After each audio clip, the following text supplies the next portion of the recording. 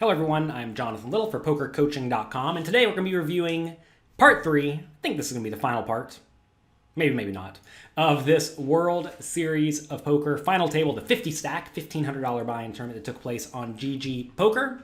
Thanks to the GG and the World Series of Poker for letting me use their footage. Let's go ahead and get right to it. If you've not watched part 1 and 2 of this already, definitely go back and watch those. They're available on my YouTube channel. If you like this kind of content, click like, click subscribe. Let's take a look at what we are dealing with. For those who are not fully caught up, we are playing 300,000, 600,000. And the short stack here, Oliver, has about 15 big blinds. Two other short stacks here have about 22 big blinds. The big stack has about, how many blinds is this? My brain's not working. Goodness gracious, 50 big blinds. So Rodrigo has all the chips at the moment. Okay, Rodrigo has lots of chips. Everybody else is pretty short. Okay, Michael decides to open it up on the button with a 10-6 offsuit, which is definitely loose. I would really not be opening this spot too wide because you have to think Rodrigo is going to be 3-bet jamming you a lot. Also, Oliver's going to jam you or defend the big blind some portion of the time. So I don't think you want to be opening this incredibly wide. Even if you have a very tight image, this is a spot where you just have to be very, very tight. Not like super duper nitty or anything, but certainly not 10-6 offsuit. Loose. In this scenario, Rodrigo could conceivably open close to any two cards, given both the players in the blinds want to try to outlast each other, but I think 7-2 is a fine fold. Oliver limps. Martin could raise. He can make it 300K if he felt like it and really apply a ton of pressure, or 240K for 4 big blinds.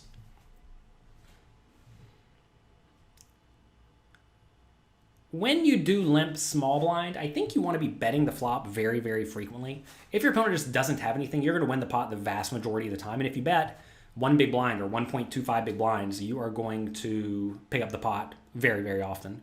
He does win it with a turn bet, though. Usually you'll find that in blind versus blind battles, when everybody has nothing, which will often be the case, first person to bet wins.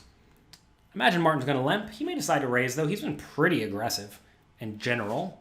He does limp, though. I like that play. Michael has a nice spot to raise, relatively small, I think. Going all in is fine, too, but I think making it something like 1.9 million or 2.2 million is pretty sweet. Every once in a while, Martin's going to jam on you, and you can call it off. Whenever you are at a final table, you don't really want to get it all in flipping, but you're not always flipping when you have ace-king. Very often, you're just absolutely crushing your opponents. So Oliver's been reasonable so far. Since he's been reasonable, I would not jam the ace-4 offsuit there on the button. It's very important to be aware of your opponent's overall tendencies. If they are raising frequently, you should be jamming on them very often. If they're not raising very frequently, though, you should not be jamming on them very often. Not a good spot for Rodrigo. This is definitely a spot where he could find himself in a lot of trouble. He leads. He's led twice so far at this final table, both times with very marginal made hands.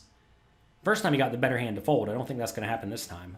Oh my goodness, he drills it on the turn. Drills it out of the park. I mean, keep betting, right? Bet flop, bet turn, bet river, good game. I mean, the only thing that's going to save Oliver here is if he gets a very bad river, like a 10 or a 6, I think. I would not jam the river. Ace is a pretty bad river. Maybe he finds a way to get off the hook. This is tough because Rodrigo could very easily just be leading like Queen 10 or Queen Jack or King 6 or something. Man, what do you do here with the kings? This is pretty brutal because we've seen Rodrigo lead earlier and we don't know what he had, right? I mean, I certainly would not fault him for a call. Ace is obviously terrible. Any of the straight cards are obviously terrible. The ace is terrible because it could be against a random ace 9 or ace 10 or something like that. We also still beat a decent number of bluffs here. Rodrigo could just have the nuts like he does. I know it's not the super nuts, all the people commenting. It's not the nuts. 4-8s are the nuts. I know that's okay. It's close enough to the nuts. If you lose with the king 8 here, you're very unhappy. To be fair, kings was basically the nuts until this river came out. I mean, look, you can never fault the guy for folding when one of the bad cards come out. I think the straight cards are definitely worse for Oliver than the ace, but the ace is still pretty bad. It is always interesting, though. Like, if Oliver's range is a lot of ace high to float the flop in the turn, like ace 10, ace jack, etc., and then your opponent's still betting, what does that mean? All right, it means they must have a good hand. Looks like we're on break. Well, I'm not going to make you sit here through the break. On your breaks in poker tournaments, get up, walk away from the computer, stretch your legs, stretch your eyes. Don't just sit there and stare at the computer and count down the clock. All right. Now, Rodrigo's all in. Easy call for Oliver, I think. Definitely an easy call. When you're the shortest of the stacks at the table by a large margin, notice Oliver has 10 big blinds, everybody else has 20 or more. You just have to call it off pretty frequently. And he does, makes a good call. It's also a spot where Rodrigo should be jamming any two cards, and I bet he will. If he's going to jam any two cards, then you have to call off pretty wide. Let's actually get out ICMizer and take a look at what you should be calling off with. This is a common spot that occurs very, very often in final tables where you have the short stack and the big stack goes all in. As you see on the button, this player can shove literally any two cards. Now, again, you may want to shy away from shoving the absolute least profitable hands. Anything's like 0.04 or lower, 0.03 or lower, you can certainly fold. So you see like Jack 3 offsuit you can fold, 10-4 offsuit you can fold, 9-4 offsuit, 7-4 offsuit, 5-3 offsuit. So you see you can fold these absolute worst hands, but really even then you're jamming very, very wide. And if the opponent in the small blind is jamming any two cards from the big blind with these stack depths, you're supposed to call off, well, with a reasonable range, right? This makes pretty logical sense. I'm not sure if everyone's calling off stuff like Queen 8 suited and King 5 suited, but it is just a call. Interestingly enough, let me show you what happens if, let's say one player has 3 big blinds instead. Now you should call off substantially tighter, right? So we went from calling off with 33% of hands to now only 3.5% of hands. So you see if, in this scenario, the big blind was not the short stack, and there was another very, very short stack at the table, you should call off with almost nothing. But if the big blind is the short stack, you have to call off with 32% of hands, which is why you get to call off pretty wide in this spot compared to perhaps some other spots. It's definitely important that you study the independent chip model. Check out ICMizer if you have not. You can download it using my affiliate link at jonathanlittlepoker.com/ICM. I use it a lot, especially for final table scenarios when everyone is relatively short stacked. Small blind limp again. I might just be pretty aggressive raising from the small blind in these spots. There's a lot of value in differentiating yourself from the other short stacks. If you can get just, let's say, 15 million to their 10, that is highly advantageous. And just leaning on them a little bit is always very nice. That said, Martin has this 48% of hands played. That's a lot. So, maybe you should just be limping against this guy because he's going to be playing very, very wide anyway. You don't really want to be playing against a very, very wide range from out of position. So I could certainly get behind just limping against someone who you think is a little bit maniacal. And Martin has been pretty aggressive so far. He's made a few big bluffs, and he's definitely leaning on his opponents. 5-4 offsuit I'd probably raise. I really hate the 2.5 big blind raise size from the small blind. You're just going to get called every time. Do you really want to be getting called from out of position with the very, very bad hands? And the answer is just no, right? You'd rather your opponents fold, or you'd rather see a very cheap flop. I would much prefer either a limp or a bigger raise. Check, check. I imagine Michael's just going to check this down if he missed. And I would presume Martin's going to bluff at some point. If it goes check, check again, you got to think Martin's going to bluff at this. He has literal nut low. Almost literal nut low for the people in the comments. Easy bet on the river. Does Michael even raise here? Every once in a while you lose to a flush, but he doesn't care. I think if you're going to raise in that spot, you want to raise small, because when you raise big, he's just always going to fold unless he has a king. And if he has a king, you chop, right? So I think in that scenario, Michael wants to use a small raise size or actually just call. We discussed that in one of the previous videos where when you have the best hand very frequently, but not always when you get called, you should strongly consider just calling and playing it slowly.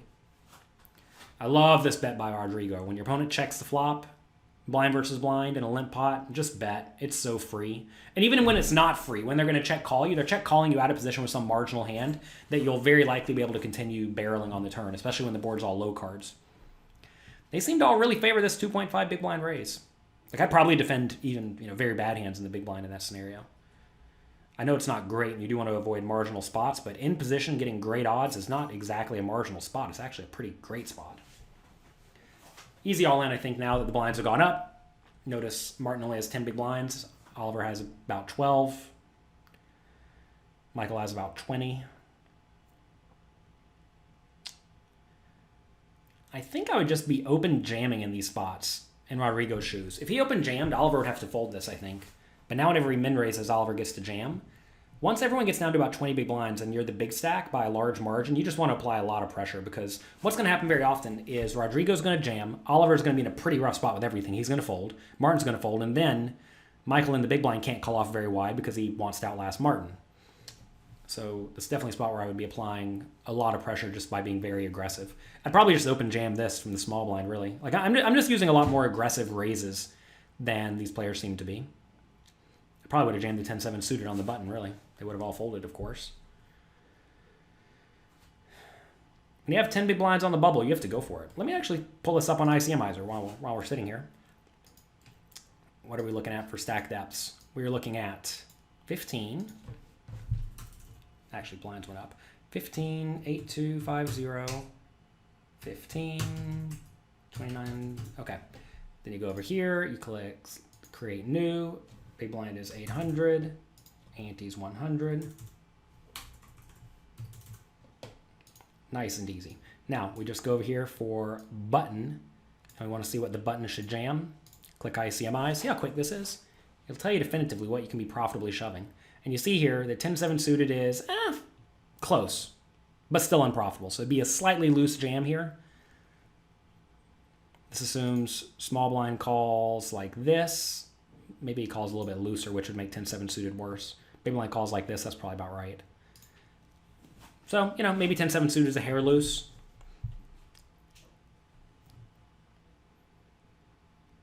One nice thing about being a hair loose, though, is that it lets you get a hold of chips sometimes. Now, obviously, it busts you out in fourth place sometimes, which is bad, but also you get a hold of chips sometimes. And getting hold of chips is very nice when you're one of the shallower stacks players. Here he does this interesting half stack raise. Not sure the purpose of the half stack raise there.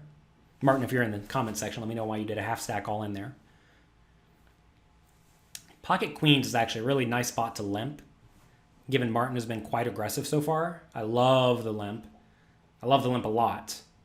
You want to do everything you can to get Martin to run a bluff here when you have queens. And whenever your opponent does have something like 10 to 12 big blinds in the big blind, they're just going to rip it in on you very often if you limp. Whereas if you go all in or raise, now they're only going to continue with very good hands. Nothing you can do in that spot, though. I like that play, though, by Oliver. That was very good. Like right here, I would just shove it all in. I don't think you want to min raise or limp and then have to fold, so you'd rather just rip it in. Around to Michael, it's a fold.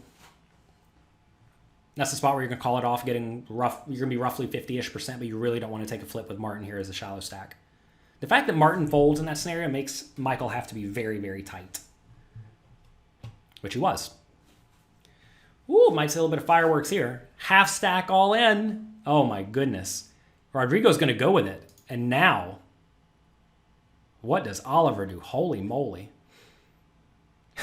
So funny enough, if he puts in half his stack, gets jammed on, and then re-jammed on, it's actually a fold, right? Easy fold with ace-9. They're even getting amazing odds. You're going to be so dominated by either like ace-king, ace-queen type hands like we have here, or by like ace-king and pocket jacks. So you're just going to be dead as can be.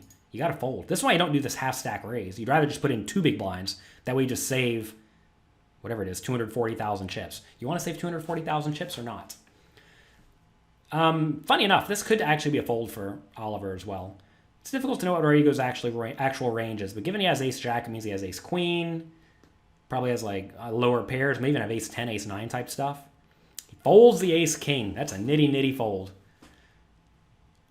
I don't despise the fold, but at the same time, you have to realize that, I already forgot what this guy's name is. You have to realize that Oliver, is it Oliver? No, it's not Oliver. Goodness gracious, I'm the worst with names. You have to realize that Martin is going pretty wide, and if Martin's going pretty wide, Rodrigo's going to go with any like ace-9, ace-10 or better, something like that, and that's going to force you to go wider too. You may even get a fold pre-flop, which would be great, right? Imagine it goes fold, fold. That will happen sometimes. I promise it will. I know you don't think it will, but it will happen sometimes. I know that you may say, well, this is just ICM disaster when you get called. When it goes fold, call. And yeah, you don't love it, but if you win, you're going to win the tournament the vast majority of the time. And if you don't win, well, such is life. Raise jam. I'm sorry, what was that? Limp raise jam. I like that. Solid. I think I'd probably just open rip the ace-8 suited, but if you are going to limp it, whenever you do get raised small, you do need to jam it. So we're down to 3. Third place is going to pay out $156,000. That's pretty amazing. Solid 100 buy-in payday for these players. It was a $1,500 buy-in. You can limp or jam this 10-9 suited type hand. You have to be very careful whenever you are like following default charts at a final table.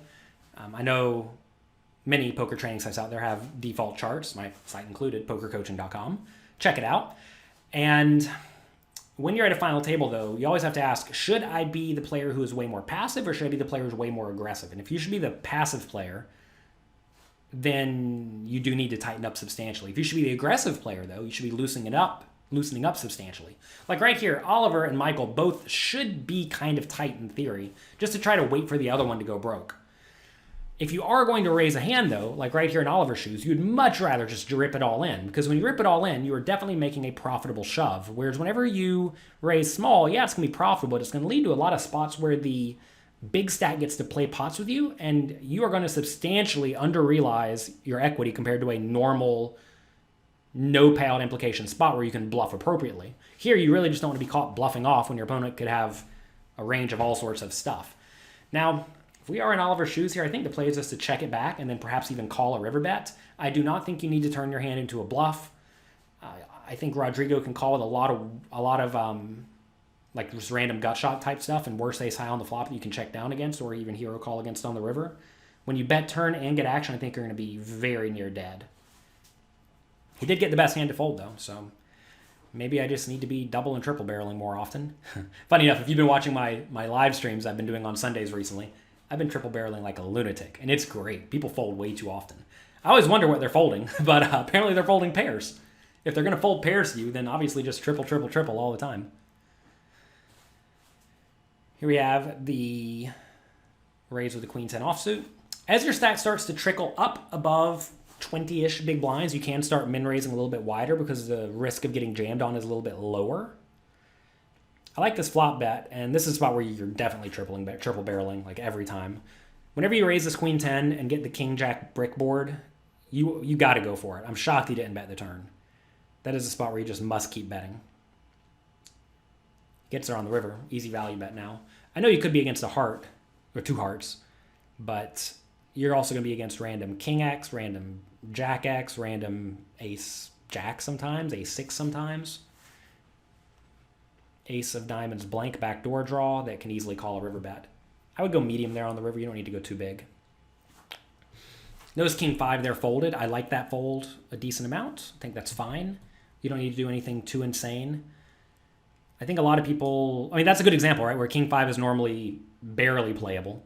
And because you want to be perhaps a little bit on the passive side when you have these two guys battling somewhat hard, that should lead you to fold some of the hands that are at the bottom of a normal pre-flop raising range.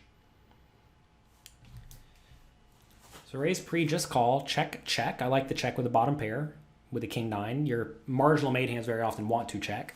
I think you could just keep checking the turn too. I have no problem with that with the king 9. Pocket 5 is easy fold, of course.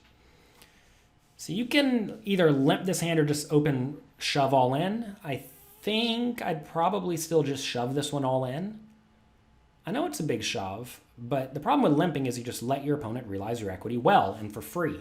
Well, every once in a while what's going to happen is you're going to limp, Rodrigo's going to raise or jam, and then you get to shove on him. But remember, Michael limp re-raised against Rodrigo earlier and punished him, right? So you got to think Rodrigo's going to learn a little bit, so he's not going to raise over your limp quite as often. Notice there, though, like if he just open shoves pre-flop, he wins the pot, no problem, moves on with his life. Sometimes he gets called by worse hands. And in that scenario, he ended up having to pay off a bet with the when his opponent river to pair. We can see some fireworks here. We have a raise. I would definitely just put in a small 3-bet from Oliver. I'm shocked he didn't 3-bet. Maybe he thinks he's been so tight to the point that he cannot. So let's talk about this pre-flop call with a 6-5. So these two players have been battling a decent amount. Michael's just kind of sitting here. When your two opponents are battling kind of hard, every once in a while, one of them is just going to bust the other one, and then you are going to automatically ladder up to second place. And at this point, we're talking about a $60,000 payout jump. It's a pretty decent chunk of money. And if that can ever happen for you as a shallow stack, you really want to avoid any sort of spot where, first off, this hand's not good. Like if it was 6-5 suited, I would see the flop. But if 6-5 also is just not a good hand, you're never going to flop a hand that's great to the point that you're very, very happy putting a lot of money in the pot. So this is a spot where you just don't need to do anything. There's no need for you to even put this money in the pot, because by calling here, you're going to slow down the action between these two players some portion of the time. Funny enough, the 5 of diamonds is going to win this pot. Again, notice Oliver should have just put in the 3-bet, I think. I think this is very, very fancy. I see no reason for Michael to bet this river. You're going to be against a diamond sometimes, and they're never going to fold. I hate that bet by Michael, because if they have a diamond, they're calling, you lose to the diamonds. If they don't have a diamond, they are going to fold, and then you just win the pot, but you would have won the pot anyway. Raise 3-bet. Pocket 2s. Maybe you can set mine there. It's close. In position, you definitely want to consider set mining very, very frequently. That would have been close. It's probably just a fold, though. All right, so we have the 2 short stacks again, but notice they're kind of starting to creep up on Rodrigo's stack. They both have 17 million to his 30. So if they get a double up, either one of them will be the chip leader. So this may look kind of splashy to limp this 9-4 offsuit, but understand that because because Michael's been limping somewhat often, he's already limp re-raised with some hand that Rodrigo doesn't know what it was, but he's already limp re-raised. That is very, very strong, and it's going to result in Rodrigo checking back pre-flop very frequently. So that's going to allow Michael to limp with more garbage hands and just see the flop. Because you have to realize, when you're putting in half a big blind into a 4.5 big blind pot, you really don't have to realize all that much equity in that pot. And by limping with a range including some of the best hands, you also get to start limping some bad hands, which is why you don't just follow a shove or fold chart from the small blind when you're playing 20 big blinds deep.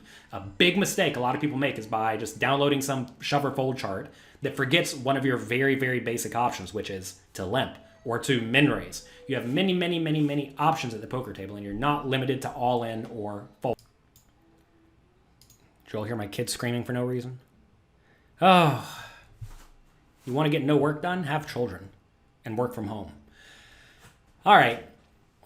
I don't know what's happening this hand. Looks like limp, check, check, check. So I like protecting your limping range with your best hands that can easily limp and re-raise / get it in. Now we just have an easy call, I think. You're getting pretty good odds. Your hand is great.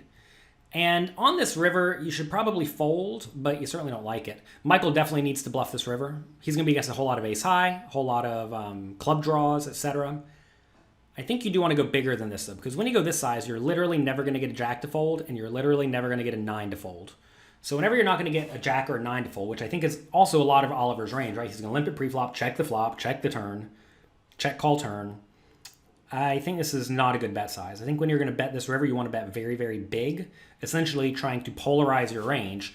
And when you're trying to polarize your range, you're basically saying we got the queen 10, or we have the 9-8, or we have something like jack 8, etc., that is very, very strong. I know jack 8 is kind of unlikely because it bets the flop, but obviously there are also some bluffs available you would have, which is fine, but I don't think you want to use this hand in your small bet size. I think, like, even ace 10 may decide to hero call you because random 7-6 missed, right? And random queen high missed. But he does get through. There's always a bit of a debate as to whether you should overfold the river or just call it roughly the appropriate percentage, or perhaps even overcall.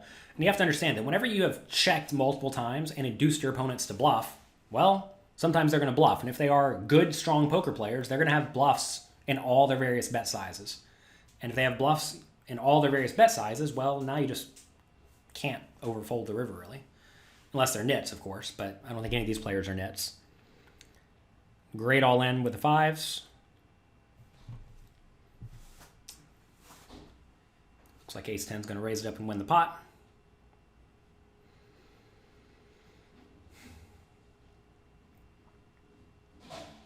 Blinds have gone up, so now we're looking at 15 big blind stack for Oliver, 20 big blind stack for Michael, 30 big blind stack for Rodrigo.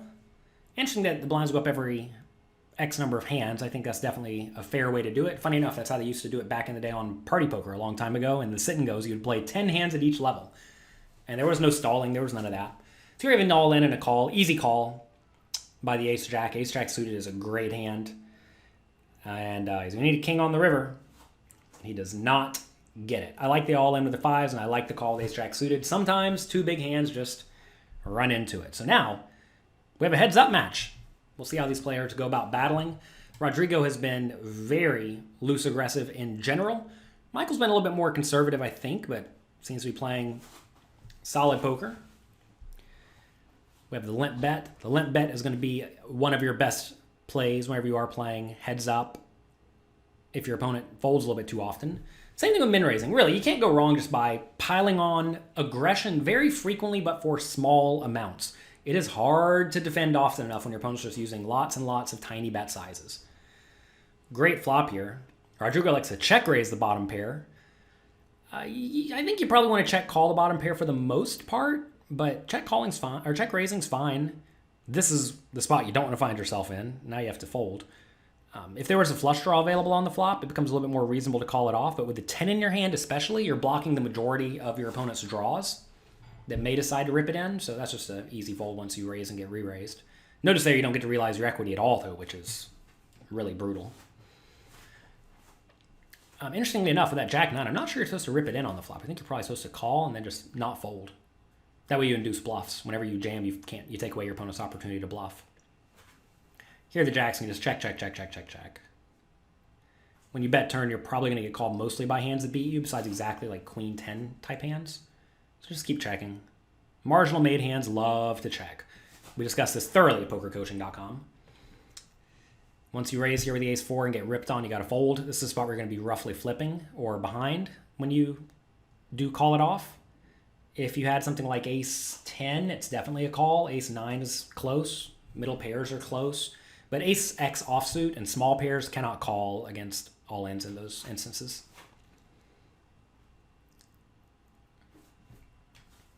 Limp, 4 big blind raise, okay. I wouldn't be opposed to even calling in position with that 9-8 for a 4 big blind raise. If it was a little bit smaller, like 3 big blind, I would definitely call. I'm shocked we see a limp check here. I'm very surprised Michael did not just straight up raise for value. I guess he was fearing the limp re-raise. Michael can call or raise in this scenario. I don't think they need to be using such big raise sizes. When you raise big here, you really do force your opponent to have a good hand to continue. And if he has a good hand, I mean, yeah, there are still plenty of hands that Queen Jack beats, but don't you really want him in the pot when he's sitting here with like ace-9 offsuit or pocket 7s that's drawing thin to dead? Like you really do. And when you raise him immediately, you force Rodrigo to have relatively no bluffs. And the bluffs that he's going to have are going to be hands like 6-4 that have plenty of equity or flush draws. So I think you'd much rather just call. Crappy spot for Rodrigo, that's for sure. I mean, look, in reality, if we think Michael is battling hard, you probably can't fold the 7s, but I don't think most people are battling overly hard. That said, we just saw Rodrigo check raise the bottom pair. So if they're check raising the bottom pair, then 7 starts to look reasonable. So Michael's just won every pot heads up so far. It's always nice when that happens. Probably just rip it in with the 7s. The ace-7. Saw 7s coming, apparently. The ace-x offsuit really, really likes just open jamming for 20 big blinds for the most part. It's the best hand the majority of the time. It blocks your opponent's calling range. And when you see a flop, it very often doesn't flop especially great. So you'd rather just not see the flop. And it is a profitable shove. Bet call. Wow, brutal river. So in this spot on the river, Rodrigo's hand went from very strong, right, 2 pair, to a bad middle pair literal no kicker. I guess the king is a kicker. This is a spot where I think Rodrigo has a very easy check because now on the river his hand just got substantially downgraded from really good made hand to very marginal made hand. And when you bet this river and get called, I mean, obviously you can be against the king, and if you're against the queen, you're chopping and a queen's not going to fold. And if you're against the 7, obviously that's not going to fold. I guess maybe a 4 will call you, but that's it. I think you'd much rather check and let your opponent have the chance to bluff with random ace high or random like jack 10 or club draw or 6-5 or something like that. So I'm not a fan at all of this river bet. It almost makes me think that Rodrigo doesn't realize the 7 came and killed his hand, but you got to presume he can read the board. And Michael should definitely put in the raise here. I mean, I realize he loses to some hands, but you should definitely put in the raise. I don't think you want to go all in. Well, all in. So look, all in's an interesting play because Will your opponent ever hero call you all in? Some people will, some people won't. Typically, the more loose, aggressive, battling opponents will, because, well, they came to gamble. So I definitely don't mind the all-in, and I think the all-in could very easily be the right play. And there also are a bunch of busted draws that conceivably Michael could have. And I guess in reality, Rodrigo could just easily have a king, right? Bet turn, bet river with the king. Why wouldn't you? Okay, so I'm convinced it's probably fine. It is a large shove, though, right? That's really the issue, is that whenever you rip it in for a lot here, I don't see him ever really hero calling off too wide. Now, funny enough, whenever you do get jammed here, you want to be hero calling with your hands that do not block straight draws and also block two pair / sets. So you don't want a hand that has clubs in it. Does Rodrigo have any clubs? No, he doesn't. You don't want a hand that has something like a 6 or a 5 to block 6-5, or Jack 10 to block Jack 10. Do you have a 6-5 or Jack or 10? No, you don't. So do you block the full houses? Do you block pocket queens and pocket fours? Why, yes, you do. So Rodrigo actually has perhaps the best bad bluff catcher that you could have in this scenario. I mean, king queen would be a way better hand, right? Because then you at least beat some value hands like random ace king. And yeah, so this is actually a tough spot. I know that I said that you're not going to get called by too many worse hands, but if you're against a good thinking opponent in both players' shoes, and you realize in Rodrigo's shoes that Michael could be raising all in with some draws, this is actually a very, very good bluff catcher because you don't block the bluffs and you block the nuts. You have to realize whenever you are facing an all-in here from Michael, you're against either a 7, a full house, or nothing. You're probably not going to be against a whole lot of King X, right? Maybe you're against ace, king, or aces. Maybe. But that's it. That is a one pair type hand. I know there's 7s on the board, so call it 2 pair, whatever you want to call it. But this is a spot where, like, if he happens to call it off with his queen 4 offsuit, I would not fault him. However, I'm going to tell all of you a little trick about poker. People don't bluff the river nearly often enough. And they especially don't bluff the river often enough once you have already shown aggression on the river. Very rarely, especially in small and medium stakes. I know this is a high stakes online tournament featuring aggressive players. But for the most part, people are just not bluffing the river. They have a very good hand when it goes bet and raise on the river. Remember, Rodrigo has essentially represented a very strong polarized range here. He bet the turn and he bet the river. Whenever you do that, you're saying I have a very good made hand or garbage. If I'm announcing I have a very good made hand or garbage, and you're still raising me, well, obviously you want to get the garbage to fold, but also maybe you can just beat my very good made hands. Let's see if he does find the call off here. If he does, like I said, I wouldn't vault him. It's a dicey spot for sure. He's probably running through everything I just said here. He does fold, though. I like the fold.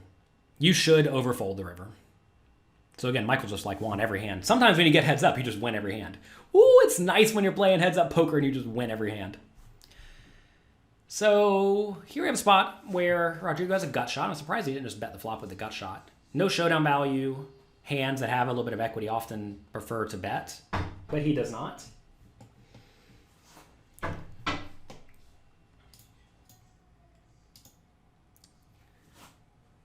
So on the river, we rip. Wow, what's this? So it goes. Let me rewind this. I'm sorry, my kid was knocking on the door. I want to make sure I do not miss what happened here. This is a weird hand. Okay, here we go. We'll start over. Min raise call. Check. I'm so shocked that he didn't bet here. This is a spot where you definitely want to be betting with no showdown value draws, but he does not. Turns a 4 for queen 4 is very marginal made hand. He decides to bluff now, obviously. Call with his hand. River's a queen and he leads. So the time you want to lead, or when you have a hand that, well, you want to lead when you have a range advantage and a nut advantage to some extent. When you have the equity advantage, right? I think you're going to find that when Rodrigo checks back the flop and bets the turn, he's going to have a whole lot of 10x, like ace 10, king 10 type hands, maybe even stuff like 10-2 type hands. He's also going to have a lot of stuff like random turned club draws. And so notice in this scenario, Rodrigo's range is actually very strong, and Michael's range is, well, somewhat less strong, because you have to think he's going to perhaps rip it in pre-flop with stuff like ace king of clubs, ace queen of clubs, ace jack of clubs, ace 10 of clubs, right? All these like random club hands you could have. that have the ace. So I'm not a fan of leading in this scenario. We discuss leading a lot at pokercoaching.com, and if you're trying to be or you're not trying to be exploitative, you're just leading from a GTO point of view. You want to lead when you have the range and nut advantage, and that's not going to be the case for Michael here, I don't think. That said, he does something very interesting. He goes for this 1/8 pot bet, 1/9 pot bet. Clearly, this is to induce a bluff. And a very, very strong play is to induce bluffs from your opponents who like to bluff a lot. Now, I'm not sure if we have definitively decided Rodrigo likes to bluff a lot, but I definitely like giving your opponent every possible opportunity. Let's see if Rodrigo takes it. He does take it. He gets snapped. Woo! Michael induced the bluff and won the tournament. Sick play. Nice hand. That was amazing. So, very, very fun play. I never would have made that play with the Queen 4. To be fair, I probably would have checked the river. 8-7's probably going to bluff, and we win a giant pot either way. But that's a pretty sweet play that induces your opponent to bluff. What a lot of people do wrong in that spot is they'll lead the river big. And when you lead the river big, what's going to happen is your opponent is going to just fold all his garbage and call all his good hands, which is not all that great for you. Whereas when you lead tiny, you induce bluffs. Inducing bluffs from loose, aggressive players is strong. And this time, it won Michael Clasher the 50-stack World Series of Poker bracelet. Thanks again to GG for letting me use this footage in World Series of Poker. If you enjoyed this, click like, click subscribe, and go to my training site, pokercoaching.com. We have a lot more footage like this. We have quizzes that test you in real time. So instead of just showing you what I do or what a good player does, we make you tell us what you would do and then give you real-time feedback. We also have homework, we have webinars, we have classes. It's not a regular training site that you're used to where you just show up and watch a few videos and then they take your money. Here, we don't actually charge you all that much money. Also, we give you loads of content. We update the content very regularly, and it's in various formats. I can't put a sentence together, can I? Turns out when the kids are knocking on the door, it distracts me. Anyway, check out pokercoaching.com. I work very hard there for all of you, as do the rest of my coaches. Have a great day. Enjoy yourselves. Good luck in your games, and I will talk to you next time.